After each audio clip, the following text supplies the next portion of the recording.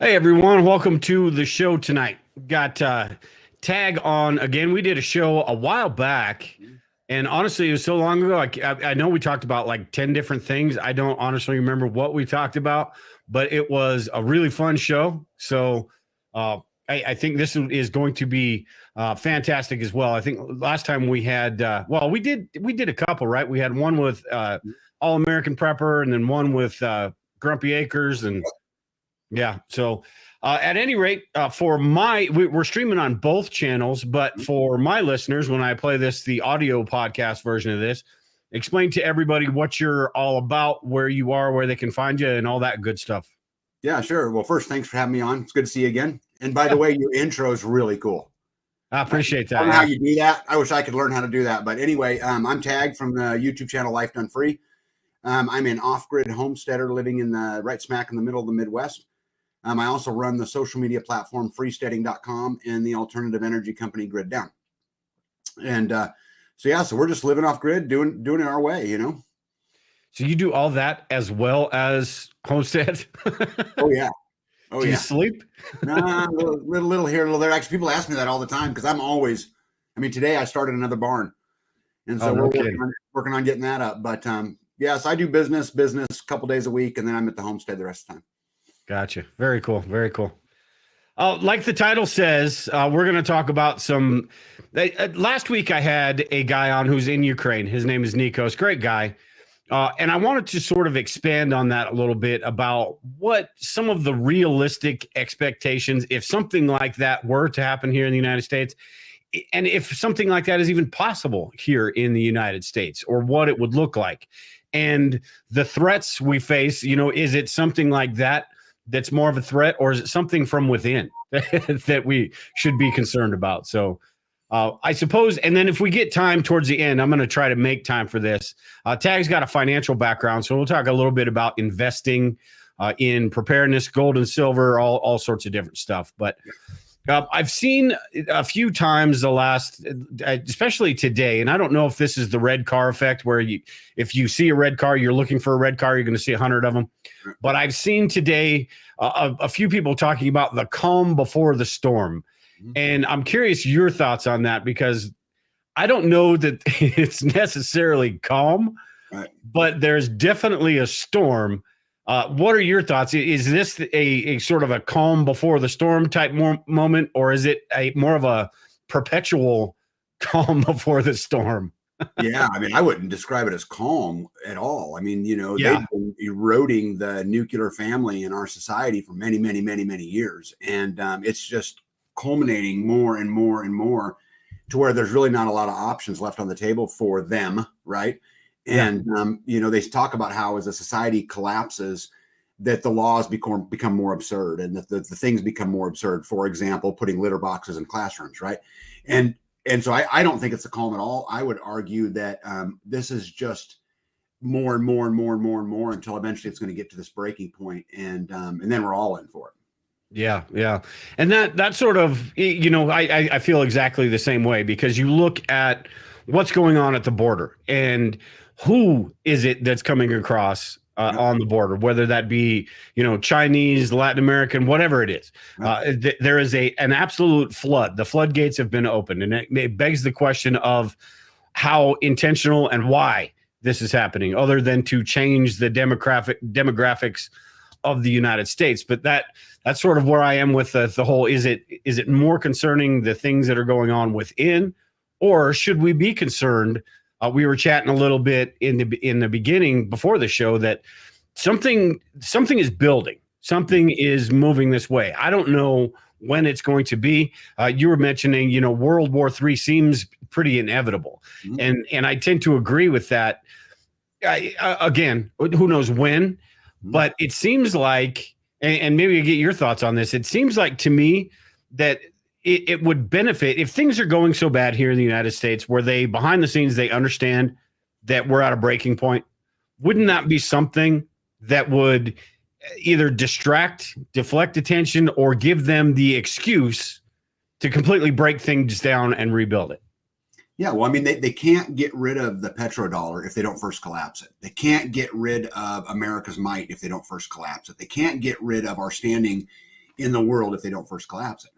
I mean, this is 101, right? I mean, you're not going to do any of those things. And, they talk about Agenda 2130, all of these different things. But the fact of the matter is you can't bring the bottom up without bringing the top down if we're all supposed to be equal, right? Common core. And so I think it's absolutely on purpose. I think it is absolutely 100% on purpose. And I think it started many, many, many, many years ago. You talked about World War III, and it is inevitable, in my opinion. And I've spent much time thinking about this. And at the end of the day, the America's status in the world is waning and it's declining. And I don't think that NATO and America can afford to let Ukraine lose. Because if they do, the dominoes begin to fall. I think they know this. The flip to that is I don't think Vladimir Putin will back down. And I think China and Russia and Iran and our enemies out there in the world today know we're weaker today than we have ever been. And anybody who's read any of the Art of War books, I mean, any of these kind of things will tell you always attack your enemy at its weakest. Mm-hmm. That's just the way I see it. Yeah. Yeah. And there's sort of like two sides to that, I think, because you think about how we could be prolonging this because it weakens Russia and things like that. But at the same time, the billions of dollars we're throwing at that is weakening us. And you've got China sitting on the sidelines, which I go back and forth on how big of a threat they actually are, or is it all smoke and mirrors and all that? But at the same time, and I talked about the southern border, they could, be sending troops, through or fighting aged men, maybe not troops, but fighting aged men, something like that, planning behind the scenes for all the stuff that you were just talking about, because NATO and the United States and Russia, everybody's becoming weaker, but except for maybe China. And I know their financial system is wonky and all that, but Iran is getting stronger, as much as they can. North Korea is launching rockets all the damn time. So it is almost like that sort of old school Axis and allies type situation forming. I mean, and the pieces are there. It's just, are they going to, come together? And I think if something does come to a head, like you were talking about, how neither side wants to step down. Putin certainly is not going to. No. And with NATO, I don't see that either. Although it would be, I think, a little bit easier to fracture the whole NATO thing than one guy. But so, I tend to agree. And I think there's, like I said earlier, a little bit something almost like intentional about the whole thing. Like they know this is where it's going, and you've got the military industrial complex and all that. They know this is where it's going. It's just a matter of time and how they can, put their chess pieces in place for this to go down. They want to go there. The American military complex want it to go there. They want it to go here because this is the only way we're going to hide all the stuff going on at home. Yeah.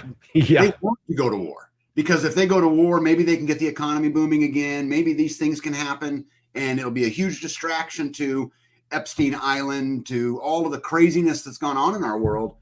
I think it's the ultimate distraction, and I think they want it. Yeah, yeah. Yeah, when you think about politicians and how they, more so than I ever remember, completely disregard the American people. It is no longer about us whatsoever. The middle class, even lower class, unless you're up there in the high class, and then you're okay. But it is no longer about us. So when it reaches that boiling point, what a better way to stomp all that down, distract everybody with, or maybe things get so expensive that we can't afford to live, and then people start getting pissed off, and the uprising starts. What a better way to squash that and distract people than with something big like that. Then it's like, hey, this is why everything is so expensive. We're fighting for your freedom. We're doing this for you. Right. Yeah. Bunch of BS.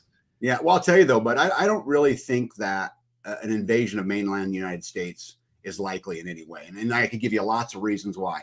That you could talk about the Chinese military, who they have more boats, but most of their boats are diesel powered and their range is very, very small.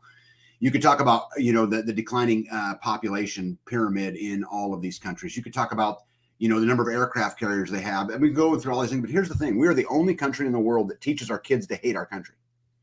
Yeah. They don't have to come here. They can use, fifth, sixth generation warfare. They can hit us economically. They can EMP us. They can do all of these other things. They never have to put a boot here. And half of America will take it with a thundering applause and say, yes, this is wonderful. Yeah. Because we're the only country in the world that teaches our kids to hate our country. Yeah. Yeah. And that's, it didn't used to be like that 20 years ago. No. A completely different state, as a state of mind for the American people 20, 30, 40 years ago than it is today. Almost like we feel guilty, not us, most Americans feel guilty for being American, and it's ridiculous. Yeah. China could shut us down with an email. Yeah. Fact. Yeah. 100% fact. Well, and you think, I mean, who knows how much they actually control as far as the financial markets and media and things like that. Yeah, they absolutely could. That's where I was going to kind of go with this as well. Is last week I was talking to Nikos about the situation in Ukraine where you have fighting forces on the ground, boots on the ground, and how the people are dealing with that situation. And there's sort of two parts of this. The part about them helping each other out and what we would need to do in some sort of crisis.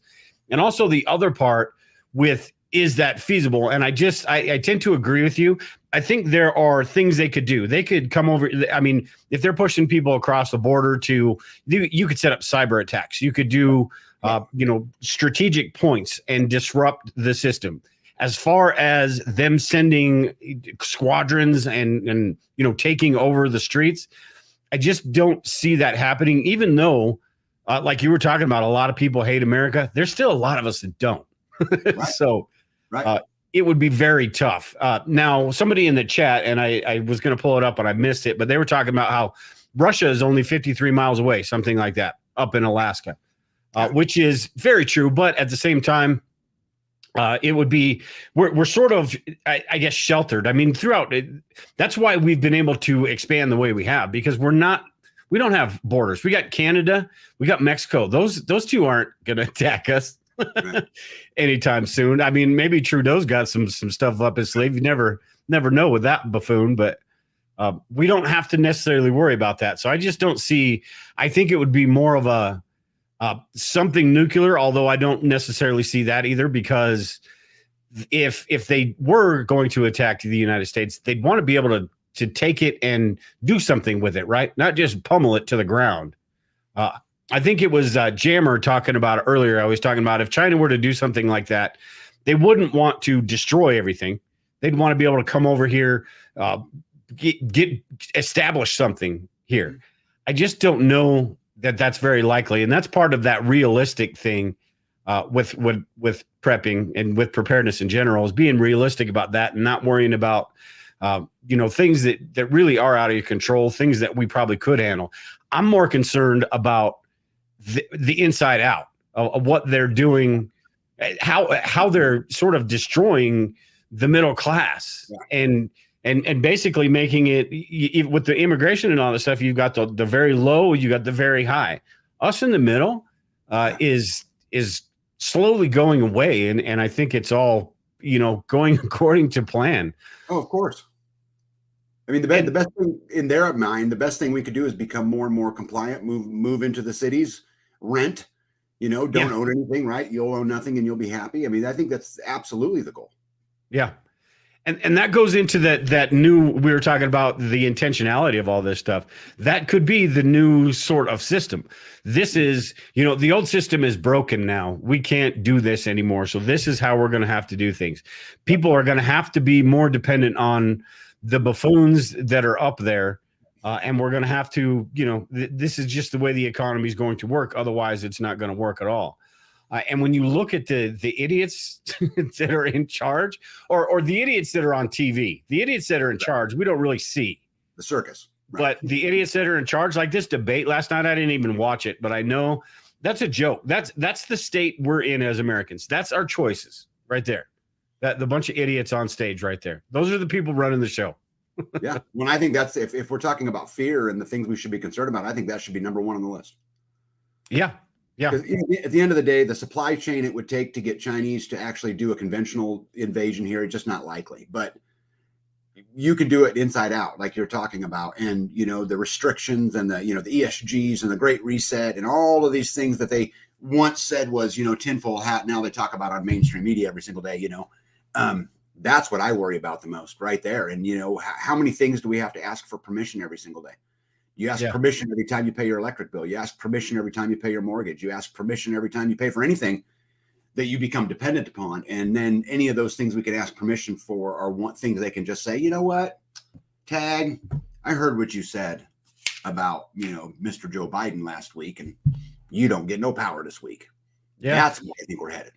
Yeah. And with their ability to surveil and the ease that they can do it, and the ease of propaganda and, talking people into things and telling people what they want to hear. You don't even have to tell the truth anymore these days. No. If the right person says it, it's the truth, depending on which side of the fence you're on. What a shame. Yeah, it is. If you say anything bad about Ukraine, you're a Russian apologist.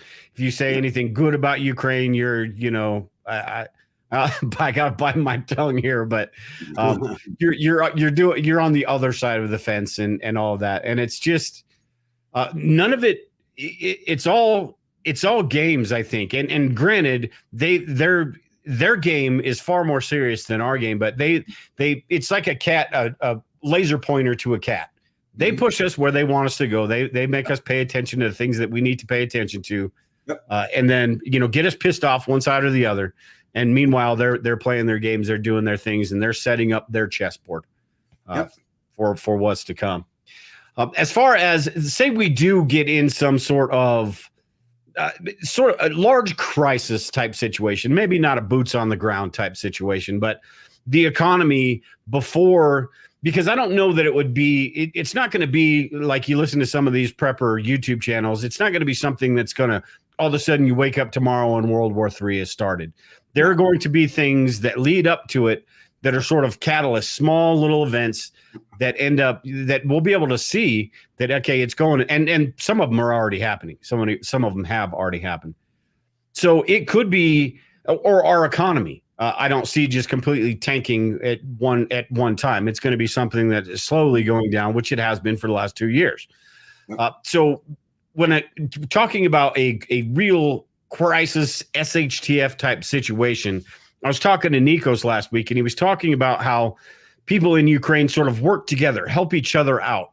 That's what they have to do because the supply lines aren't what they used to be. Now, granted, other countries are sending in aid, and that aid is sort of getting to other people. But what are some things that, just the average person, I know you've got yourself, or that's what you're working towards. You've got yourself set up pretty well to handle a situation like that, which in my opinion is one of the more likely type situations, more than nukes or anything like that. I think that inside out type stuff. So what are some things people can work on? I mean, I'm getting there, but for those people that really don't have that option, what are some things as far as neighborhoods, say suburbs, people working together, all of that? What are some things they can do if they can't quite homestead like you are? Yeah, well, I don't think you have to homestead. I mean, I think you can be safe in the city, and a lot of people will tell you can't, but I think you can. I think it comes down to community, and I think it comes down to getting with enough like-minded people. Because even me, I live on a nice big farm and all that, but guys, I can't defend this by myself. There's no way. I got to sleep, and then I got to work, and you got to do those things. So, I mean, I think the first advice I would always give people is yoke up, find community, find people like you, and we can get into how you find them or any of those things. But that'd be the first thing that I would do, and then I would also go a step further to say, where are your vulnerabilities? You have to understand where you're at on the chessboard. You and I were talking about this earlier, right? So like, for example, I'm off grid. So they can't come after my power, right? Because they just can't. I own it. It's on my property. They can't come get it. So that's not a vulnerability to me.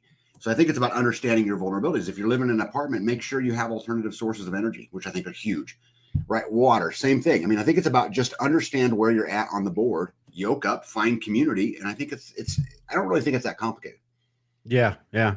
And I think there's part of that too, is it doesn't necessarily mean have a prepping group right now. You gotta get this formalized group of 20, 30 people and make sure you have the food stockpiled and all things like that.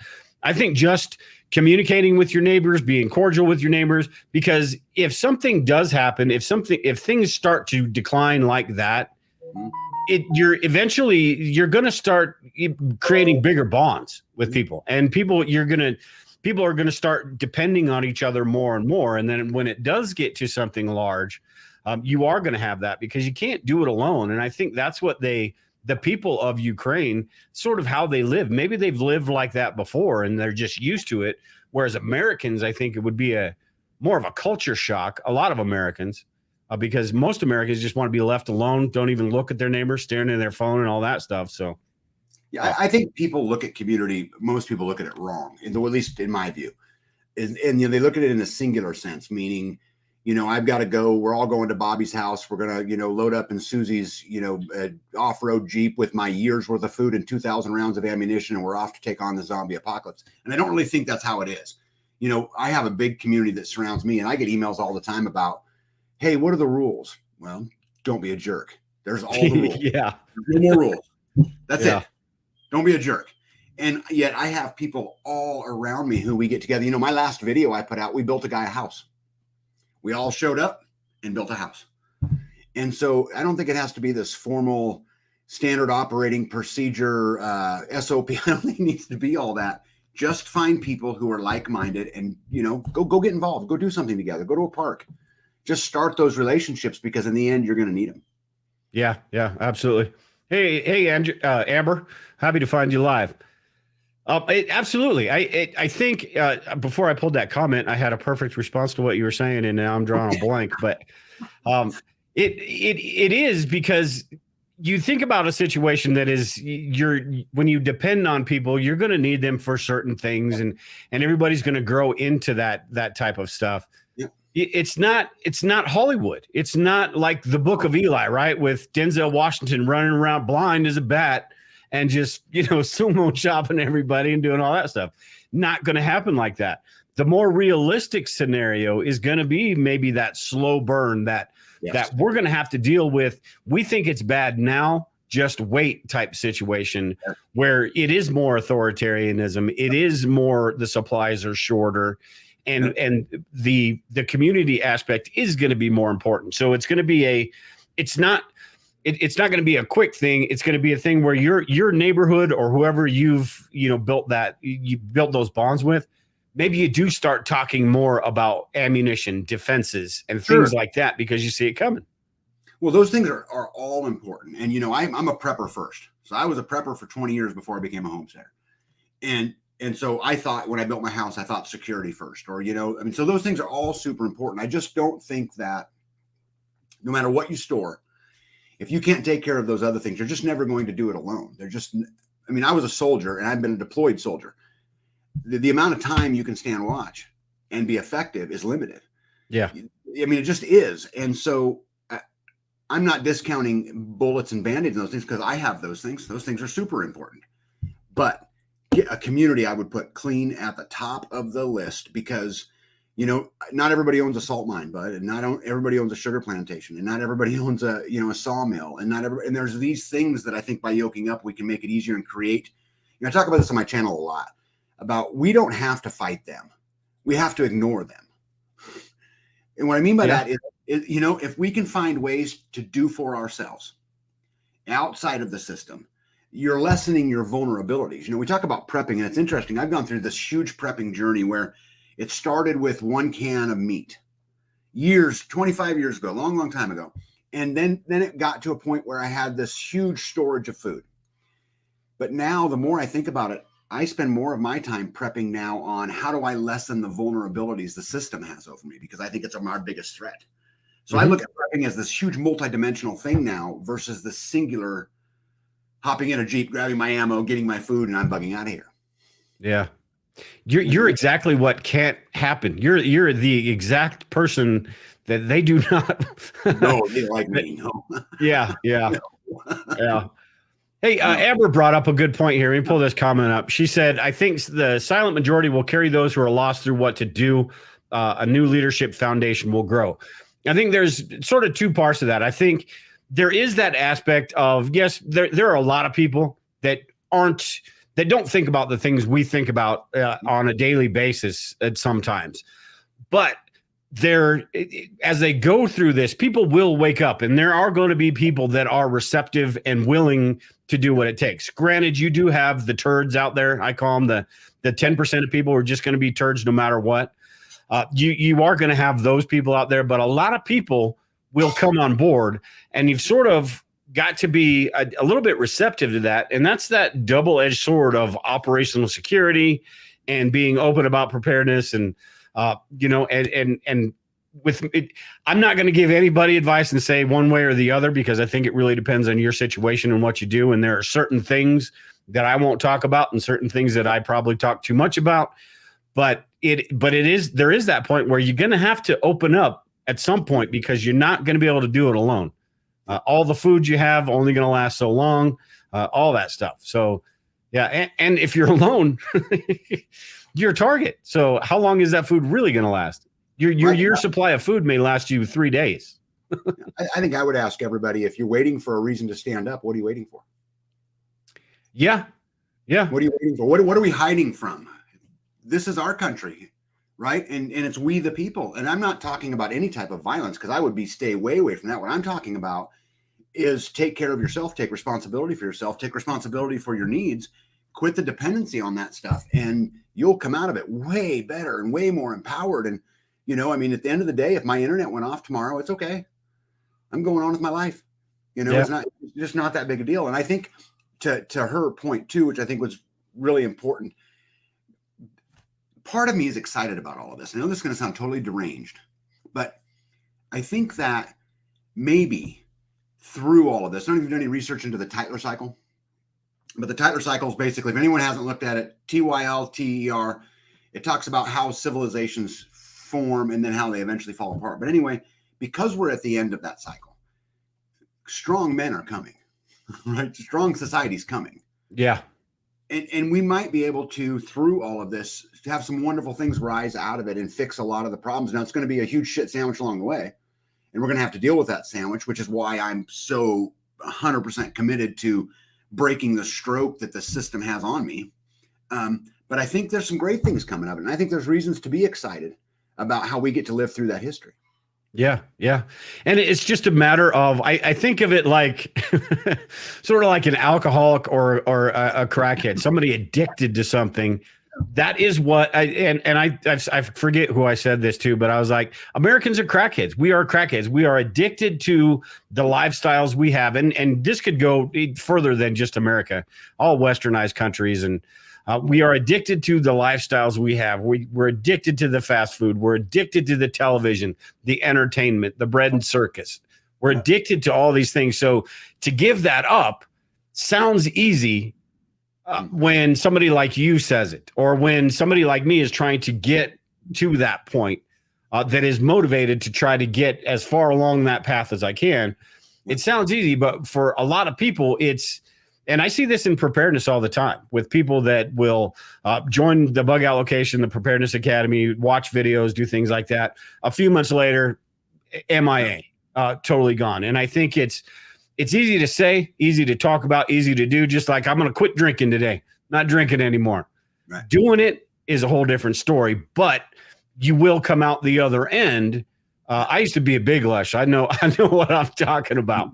Yeah. You will come out the other end much better off, much clearer headed, and be ready for if something like this, or when something like this does come down the line. It's just a matter of choice. You're in charge of your life about how it goes and all of that. So if you're not willing to do it, you can have all the food you want. You can make yourself feel better about having all the prepping gadgets and all that stuff. But if you're not doing the right things, and this sort of goes into the mental preparedness stuff, if you're not doing the right things to put yourself in a position to succeed in a situation like that, it's a crapshoot, I guess.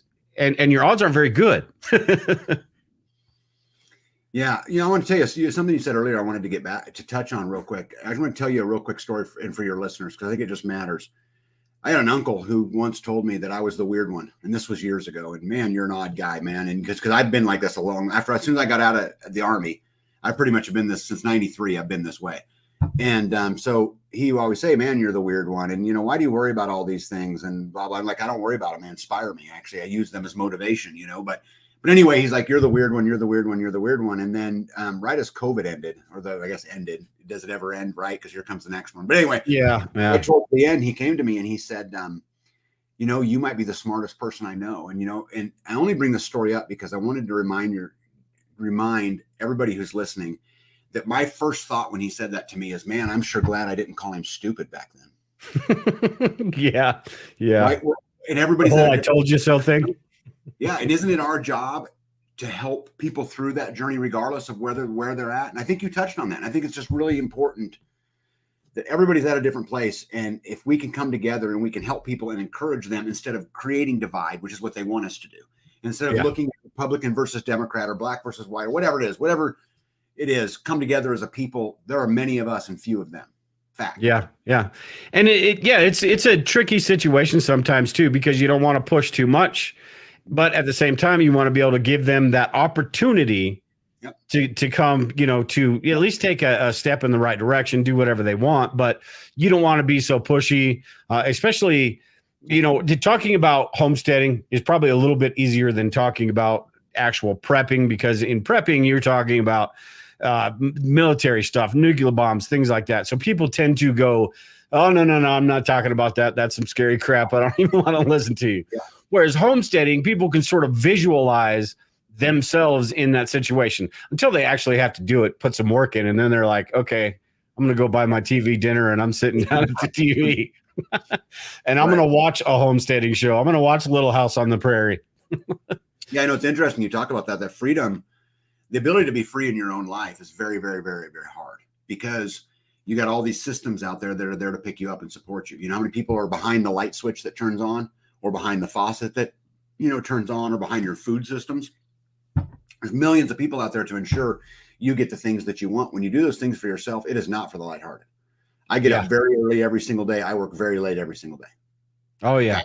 And if you're not willing to do that, don't even do it. I'm telling you, don't even do it, because you'll fail. Yeah. I'll tell you what, I can only imagine, because I am probably 1/10 of the way you are, or do 1/10 of the amount of things that you need to do. And I could not imagine all the things you mentioned in the beginning of the show, right? I could not imagine having to do the things that I do right now, that are, for the internet and for the website and all that stuff, and do the things that you need to do and have the time to do all that stuff. It is just, something that just, I would have to figure out my priorities and go that route. It would be tough. But again, not everybody has to go to the level that you are. I think if you can't do, do you grow a majority? I'm sure you do a majority of what you guys eat, right? Yeah. So every year is different. I mean, we attempt to grow it all. We've never gotten to 100%.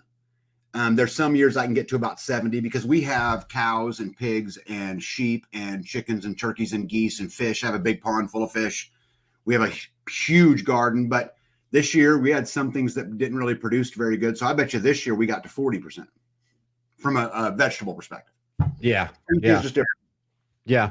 And I think that's how people need to look at it. If you can go that route, then work on that. If you can't, then maybe it is that food storage. Maybe you do need to have that, because when things start to get a little worse, you want at least some backup. But again, if you're talking about something super long term, where prices are going to be skyrocketed through the roof and the economy is 10 times, 3, 4 years, 5 years. And then the government is just being completely unruly, and who knows what all of that brings. You're going to have to figure out how to get through that. And this all goes back to community, right? Where people are going to have to start working together and figure out the whole bartering thing. Figure out how they are going to get things done, because the good old ways of relying on the people on top to do for you and to help you out and to be there for you when you need it, kind of like the people in Hawaii, how the government was there for them. Oh yeah. Those good old days are going to be gone, and you're going to have to figure that stuff out. And again, I think people will fall into that. They will, gradually say, okay, this is what I've got to do. If I don't do this, I'm going to be one of the bad guys. I'm going to be one of the people going and stealing stuff, and they're going to be out there too. Yeah. I think I would add to that the art to being a great homesteader is twofold. One, it's being a good manager. And the other thing I think is it's how well do you jump from hurdle to hurdle to hurdle. I'm so excited I get to come on the show today with you because I get to talk prepping, which I don't get to do a lot. And, prepping has changed so much for me. And there's some things I no longer prep for. I no longer prep because I grow them or I raise them. So I'm storing that on the hoof, or energy. I'm storing it in the tree. Like, I just look at it differently. But then there's other things that I'm in no danger of producing my own salt. I'm in no danger of producing my own wheat. It takes too much for one homestead to go produce enough wheat to make enough bread for the year. It's just not possible. And so all I did is shift my attention. Now what I'm storing for food are the things I cannot create. The rest I'm storing in the dirt, on a seed, on a hoof, or in a tree. But I'm prepped just as hard as I ever have. I look at it differently now. Yeah. And that's interesting. And that's how all societies sort of form, right? It's the group of a few people going out west, and then, the town starts to form. Then you need a doctor, then you need a general store, then you need some ranchers and people that are growing things. That's the same type of principle we're talking about, just on a more localized scale, and not I don't see a completely starting over from scratch type situation, because the powers that be want to be, and whether it's them or somebody else, there's always going to be somebody that wants to make the rules and make the decisions. So they're not giving up the United States. It's not going to be like Mad Max. No, I don't see that either. But I do think the worst depression, or whatever you want to call it, is headed full bore towards us. And I think World War III is headed full bore towards us. But I think how it affects us is it just makes us more and more of a slave. And we've got to figure out how to resist that pressure to be that more and more of a slave. And you can do it. You can do it anywhere you live. You don't have to have 40 acres like me. You don't have to go, and you don't have to do any of those things. You can do it anywhere. It's got to be important to you. You got to decide that is what you want. You want to decide you don't want to be a slave. You got to decide you're willing to do the things it takes not to be one. Yeah. That's it. And that goes to what you were talking about earlier, with more people standing up and speaking out. Because if you don't, and it's going to take a whole lot for people to get to that, for a lot of people to get to that point. But if there was enough people right now speaking out about that, they wouldn't be doing the things that they're doing. But there aren't enough people. That's right. Because it's comfort. Why upset the apple cart? My life it's good. I go to work, I come home, I pay the mortgage, I do this, I do that. I live the quote unquote American dream, which is completely different than it used to be 100 years ago. But yeah, it's amazing to me that they've gotten us convinced that the American dream is we should work 40 years for a company, at which time during that 40 years, we're going to change the house that we live in 8 times. And because we changed it 8 times, the amount of money we're going to spend, we'll never own it. We're going to work for this company for 40 years, to which at the end, they're going to give us a gold watch and tell us to piss off. We're going to go on Social Security for 5 years, to which such time we're going to a nursing home. And through a Medicare spend down, they're going to take all of our assets anyway. And we left this world as broke as we entered it. And that's the American dream. There's got to be something better than that, but I'm not in. Very, very well put. Yeah. And that's it too. It's this perpetual state of debt is the American dream these days. You've got to stay in enough debt for another company to be able to take advantage and help you, quote unquote, help you out of that debt, while at the same time creating more debt, refinancing your home, doing all that. That way you can pay off your credit cards, and then you can start putting more money on your credit cards. No. Yeah. I don't know. It's something that I guess maybe as you get older, you start thinking about those things. Hopefully you do. Otherwise, I don't know where you're going to be, but you do start thinking about those things, because when you're in your 20s, you're not thinking a whole lot about retirement. You're not thinking a whole lot. You're thinking about the weekend, the next party, the next girl, all those different things. As you get older, that's when you start to realize, okay, there's no reason for a lot of this stuff. And I think if people realize that a little bit more and started sort of getting away from that, pulling themselves away from the machine, it'd be a completely different story. But not happening. It's too easy, too convenient these days. Everything is convenient. I think that's true prepping. As I think about 3-dimensional prepping, and I think about, because again, for me, it started with a little bit of meat and a little bit of ammo and some Israeli bandages in a bag, right? I mean, that's where it starts, I think, for a lot of people, to now playing three-dimensional prepping, and trying to understand the system and what stroke it has over me. And again, I look at it so different now. I wish I could go back to my 30s and know what I know now, because it'd be totally, totally different. But I would encourage everybody to start playing three-dimensional prepping. Yeah.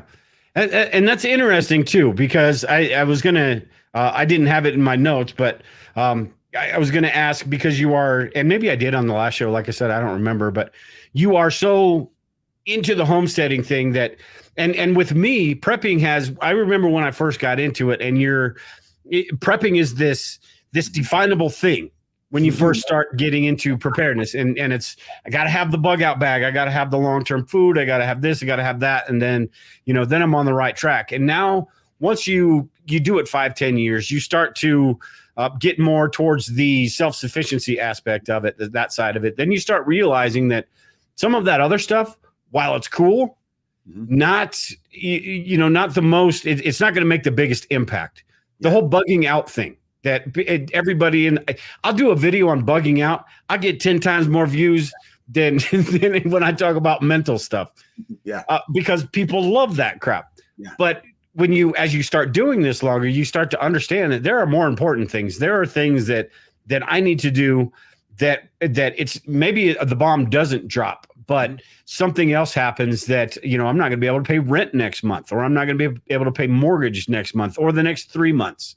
Yep. Things like that happen. That's when you start, it's good to know all that stuff, but at the same time, it evolves. Your idea of preparedness evolves. And that's what I was going to ask you, is like, when people say prepping to you, is it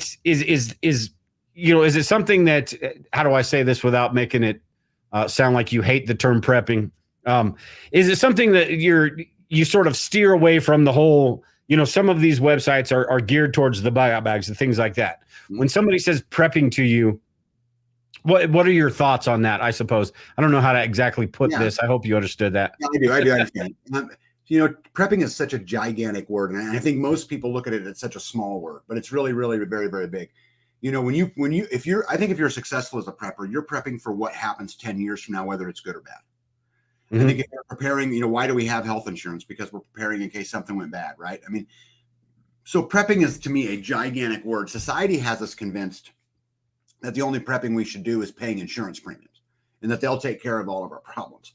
So to me, it's changed so much. It's no longer about how much I can store. That's a small piece of it, right? I have a nice big storage room, and I have those things. But to me, it's more about regenerative, and how can I continue to create, and how can I do for myself? How can I make it where I don't have to ask permission anymore? That's what I'm prepping for. So I'm a permission prepper. I don't want to ask permission for electricity. I don't want to ask permission from anybody. And there's some things you're never going to get away from: taxes. I have not figured out how to not pay property tax yet. I would love to, but I haven't figured that one out. Without going to jail, you mean? Yeah, I'm not going to jail, right? I'm not going to go bear arms. I'm not doing those kinds of things. I'm going to ignore them like they don't matter. I'm going to create parallel and counter economy. I'm going to create community where we can work together. The Amish, and before I get on a big financial tangent, I come from the financial world, but the Amish, they typically go 6 or 7 transactions inside their community before the dollar leaves their community. And this is really important, because the federal government now gets 100% of your money back in 4 transactions. So the more that I can do inside of my community, the more value everything has in it. And so I'm playing three-dimensional prepping, not so much. I guess it's not totally fair, because I still buy Band-Aids. I still buy bullets. I still buy those things, but nowhere near like what I used to do. Now I'm way more focused on fighting that bigger picture from a prepping perspective. But I don't hate the term, just so I tell you. The term's fine. Yeah. Well, and I think I don't think it's even possible to be 100% self-sufficient. I don't know that it ever really was possible to be 100% self-sufficient, because like you said, you do need those certain things that you just can't make unless you're going to defend your property with a homemade slingshot, something like that. I mean, you're going to have to, there are things that you're going to need. From whether that's other people or whatever. So I don't think you'll ever be 100%. Nobody will ever be 100% self-sufficient. But it is this sort of nebulous thing, that the whole prepping thing, because it means something different to everybody. And preparedness could be the FEMA definition of preparedness, up to, I think once you get to a point where it goes past preparedness and you're prepping or you're homesteading. So, once you got, a few months worth of food, or you've taken steps like you've taken, I think you've passed the preparedness threshold, that, the reading the FEMA website, and you're moving further down the line. But I don't think it really matters what you call it. Just as long as you're doing something to sort of move in that direction. And it's no longer, maybe it used to be in the 50s, about saving up for retirement and doing things like that, and living with the white picket fence and drinking martinis in the backyard, whatever. Maybe those days are gone. Yeah. These days, I think there's this dark cloud hanging over everything. And back then, sure, there was Russia and the duck and cover crap, but these days it seems like and I don't want to say that retirement is pointless. Saving for retirement is pointless, because I don't think it is. But there's this dark cloud where it seems like something could happen and just wipe everything out at a moment's notice, and then we are sort of left holding the bag. So retirement, saving for retirement, investing means something totally different to me than what they did, 50 years ago, something like that. And I think it should for a lot of Americans. If you're investing in the market, that's just like going to Vegas to me. I just don't.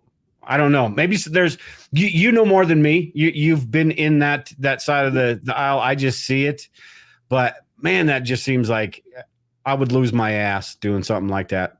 You did quite well though, didn't you? I did very well. Yeah. See, you know how to play the game.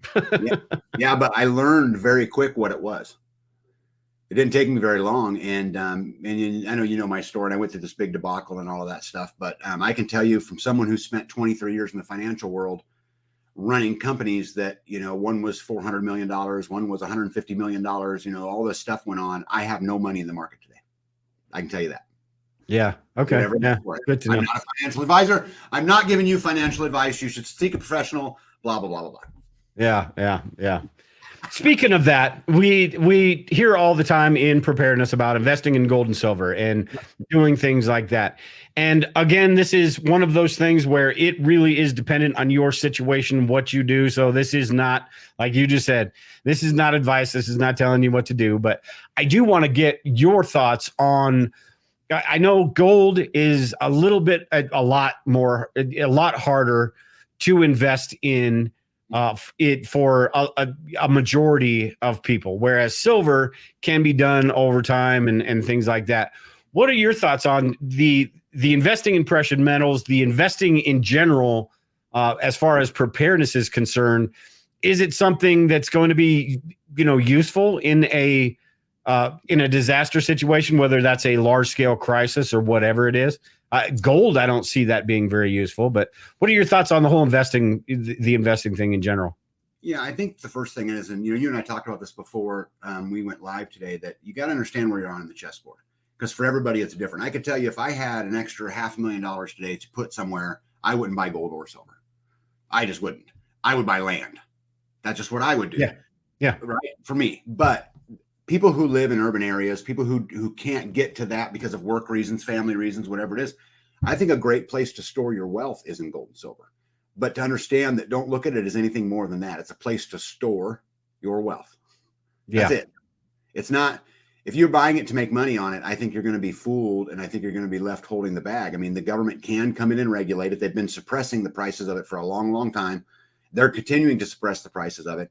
But if what you're looking for is a place to store your wealth, I think it's a good buy. I own both. But again, I want to stress that if I had an extra $500,000 or $250,000 or $100,000 that I wanted to spend, I'd be putting it in land personally. Yeah.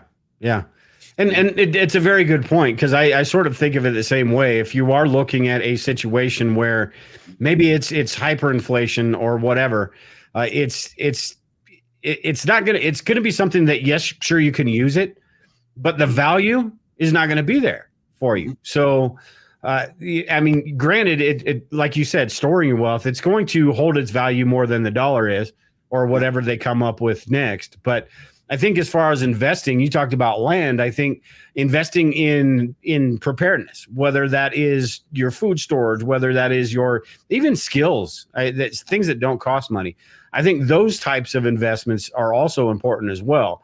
If you want to do the gold and silver, we've got silver. I don't do a whole lot of gold because the sticker shock of it for me is a little much. And I think somebody said in the chat too, you can do fractional. Jules said, pull this up. You say you can get gold and fractionals. That's what I do. I just don't do much of that. But at the same time,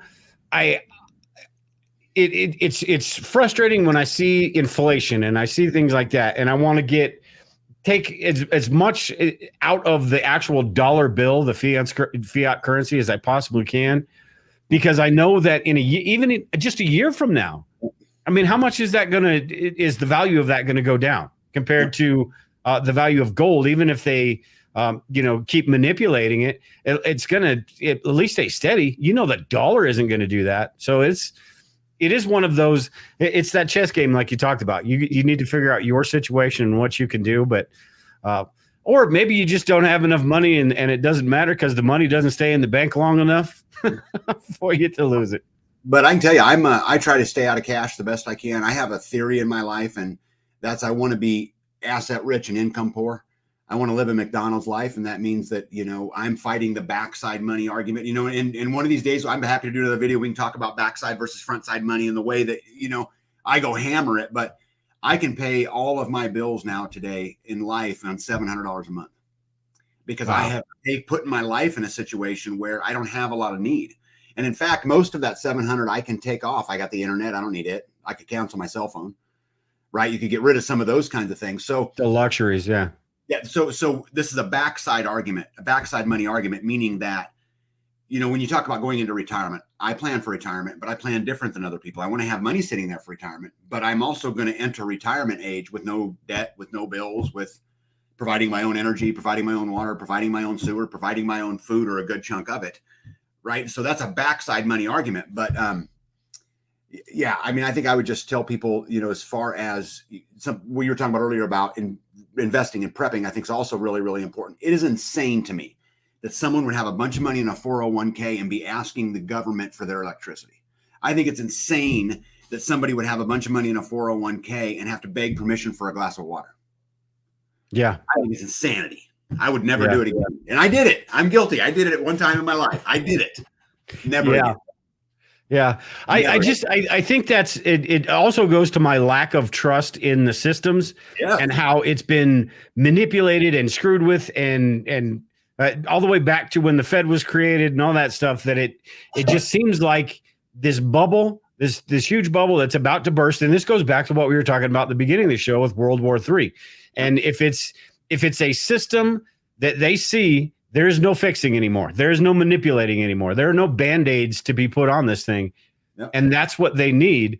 Then it all falls apart. And there's going to be a lot of people that lose their ass in a situation like that.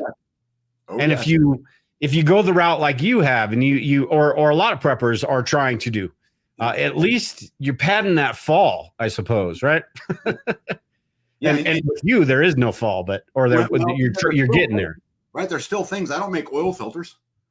I don't make gasoline. Yeah. I mean, I'm still dependent on the system for some things, but ask any general in the world today how many fronts he wants to fight battles on. He'll tell you one. Why? Yeah. Because he don't want to divide his resources, right? So I'm just trying to get my fronts I'm fighting smaller. That's all I'm doing. And it's a game. We call it the ungovernable score. We actually built a calculator to help so we could play the game. And but even those people who were in the city, which is what I was going to say, is you guys, this is fine. There are ways. Maybe one day we could do a show of that. How do people in the city prepare like this? Because you can absolutely do it. You can absolutely find those farmer alliances. You can absolutely find the farmers market. You can find that gray market for the things that you need. Not quite black market, but gray market. But you can absolutely do it. Don't be discouraged. You can do it. Yeah, yeah. See, and that's a sort of something I sort of waver on back and forth, because you've got the criminal element. The more population you have, the more that is going to be an issue. But at the same time, I don't necessarily think it's a death sentence to be inside a city.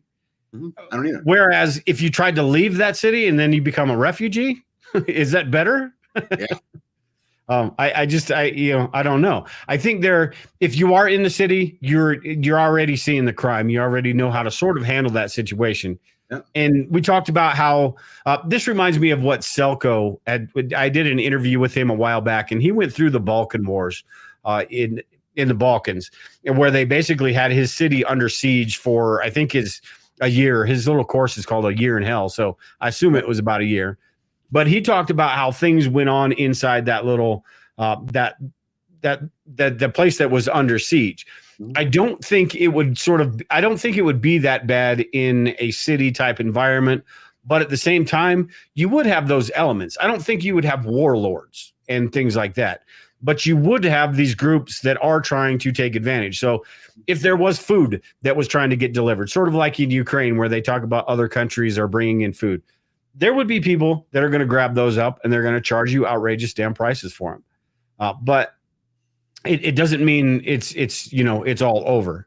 It can be done, and you got to do what you can do anyway. So, well, and I think you got to put that into perspective too. I mean, if you're talking about a warlord who takes your property without asking, who poisons you, for example, who manipulates to you, who governs you, we have that now. What's the difference? Yeah, it's called the government. That's what I'm saying. You're already serving the warlord. I would rather take my chances on me. Yeah, exactly. It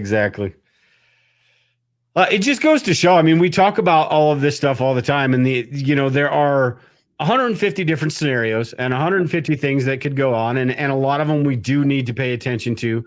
There are some that, yes, we need to understand them, but still be realistic about what the potential is.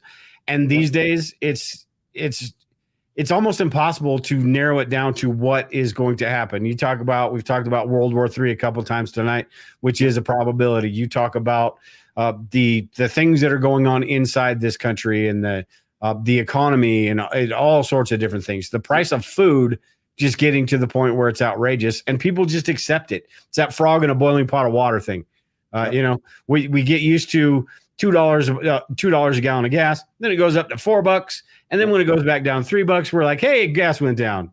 And that's just how they completely play the game. But there's just a lot of things that you talked about. The general wants to fight a battle on one front.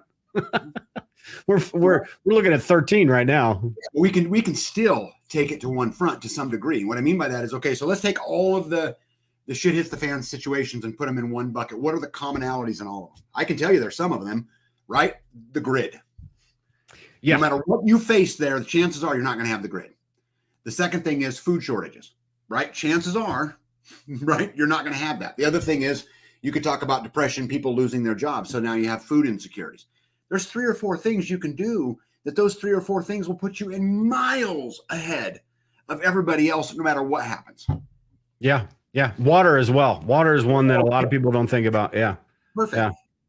And those things you just talked about right there will be the things that cause most of the issues down the line. So it won't be the armed conflict or whatever that is going to be that major issue. It's going to be, I always talk about, people are the X factor. People are going to decide how bad that crappy situation, how much worse it gets. Because if it is people without food, I guarantee you things are going to start going down.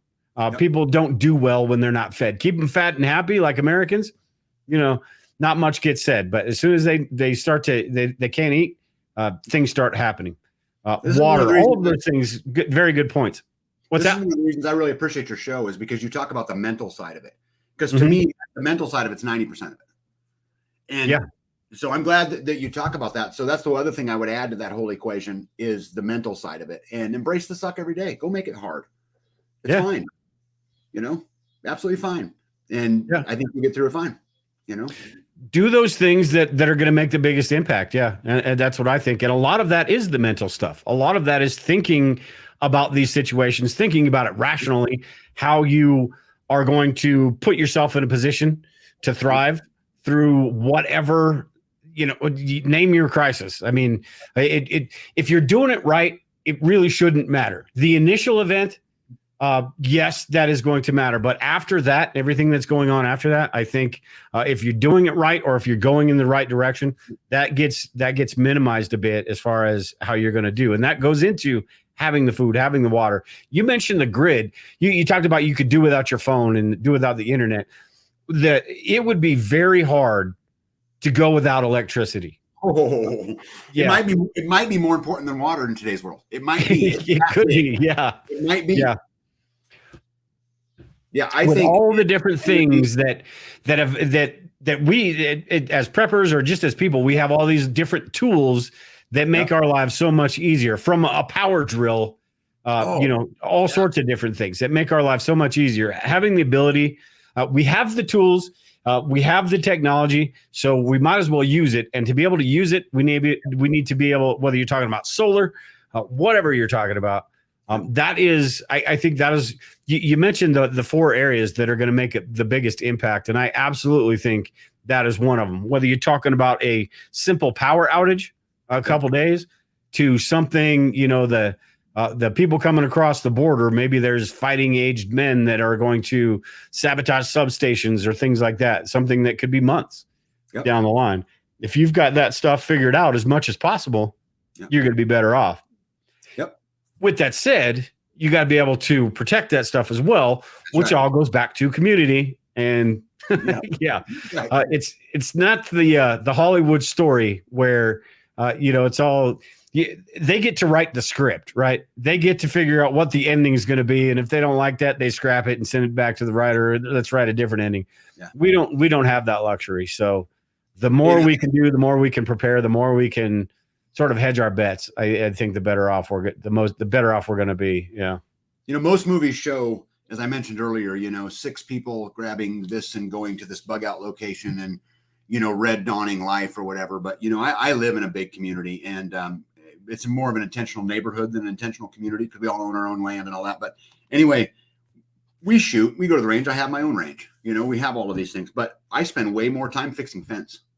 I spend way more time processing the fruit harvest, or, slaughtering a pig, or whatever happens to be on the agenda, than we do that science fiction Mad Max things that go on. And I think it would be true in the event of the collapse, or in the event of the Greatest Depression. You'll spend more of your time harvesting and more of your time doing those kinds of things than you will, running through the desert, with a guy strapped to the front of your truck.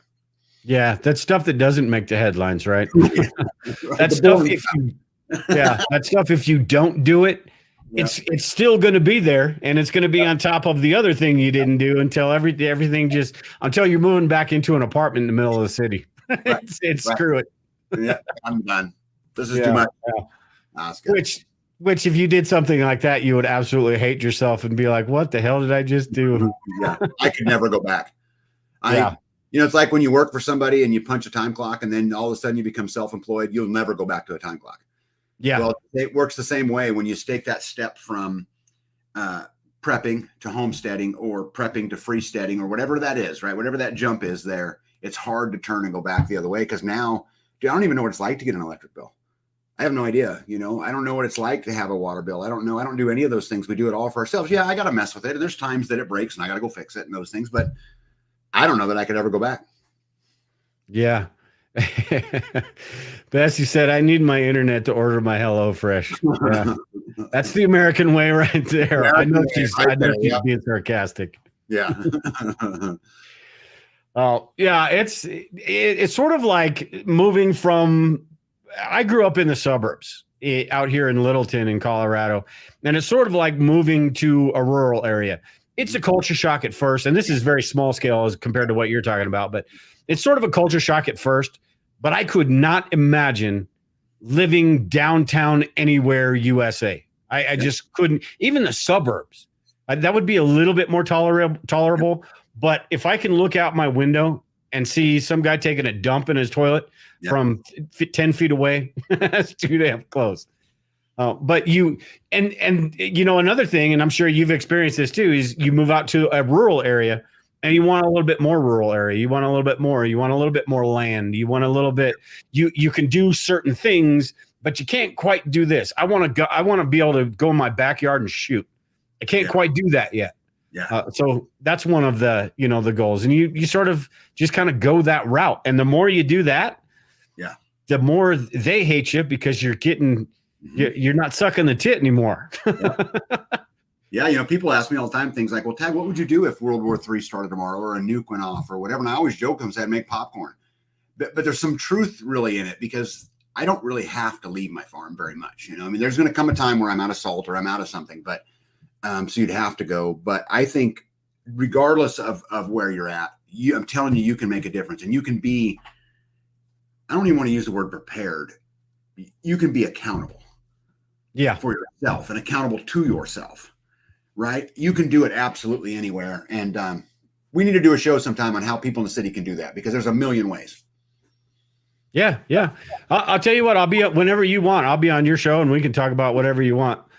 Justin Time said, I'd rather poop in an outhouse than live in a big city. Amen. Yeah, that is, you know what? That is a strange analogy, but it is absolutely the perfect analogy because I'd rather take my 5-gallon bucket and have to go outside and take a dump than have to, live in some apartment building, share a laundry room, do all those types of things, or go to a laundromat. I get anxious when I have to go into a city, and it doesn't happen very often. But every once in a while, we'll have to go every few years or so nowadays. But you have to go. And the more people, the more anxious I get, the more anxiety that builds up because I don't trust them. No, and you shouldn't. Yeah. You've seen all the pictures of, planes flying over, dumping mosquitoes out or spraying over New York that's going on this week for West Nile or just the stuff going into Maui or man, I don't trust the talk about the next pandemic. I ain't going. No. Yeah, absolutely. Oh, all right, man. Well, I think we are going to get out of here tonight. Everyone in the chat, appreciate you all joining in. Whenever you're looking for a guest, hit me up. I'll be on your show. I guess it's both shows regardless of what we do, but you can schedule it on your channel and I'll join you. You can be the one writing up the bullet points and stuff. I'll do that. Let's think about it though. Maybe we'll do things people in the city can do to live free and how to make the connections outside of the city or how to do these things that give people choices. And I'll think about it for a couple of weeks and I'll contact you. Yeah, that's a very good idea. Yeah. Before we get out of here, for my audience, just let them know one more time where they can find you, what you're doing, and whatever information you think you need that everybody would find important.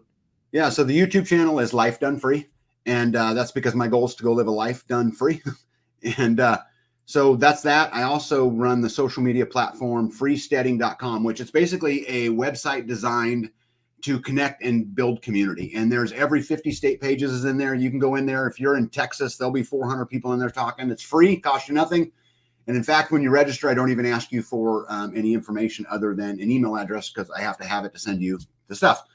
Beyond that, that's about it. I'm going to speak at the Self-Reliance Festival here in 2 weeks in Tennessee, then the Kentucky Sustainable Living Conference after the week after that, Midwest Preparedness Project next week. So I hope to see somebody there. Yeah, absolutely. Hey, real quick, Ghetto in the chat, and I don't know, this is from your channel. Does Ghetto have a YouTube channel? Yes, he does. To be part of the show? And he would be a great one to be in that. That's his background. Yeah, let's do 3 of us then. That would be fun. Last time we did Grumpy Acres, that was a blast. We didn't step on each other too much, and it worked out pretty well.